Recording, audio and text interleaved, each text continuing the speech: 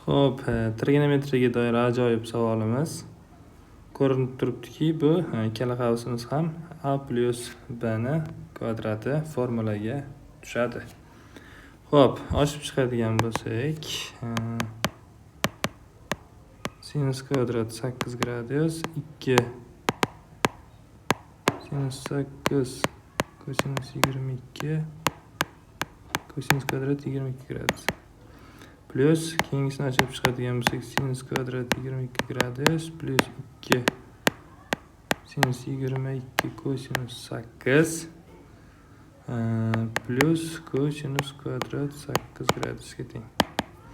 Endi biz trigonometrik asosiy ayniyatlarni bilamiz. Sinus kvadrat alfa plus kosinus kvadrat alfa teng 1ligidan mana bu ikkalasini qo'shganimizda 1 plus mana bu ikkalasini qo'shganimizda yana 1 plus mana bulardan agar 2 ni chiqarib oladigan bo'lsak,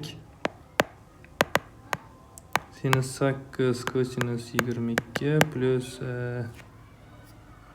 kosinus 8 sinus 22 bu bo'ladi 2 plus 2 ko'paygan sinus 30 gradus. 2 plus 2 ko'paygan sinus 30 da 1 taqsim 2 ular qisqarib ketadigan bo'lsa 2 plus 1 va 3 ga teng bo'lar ekan. Demak, C javob.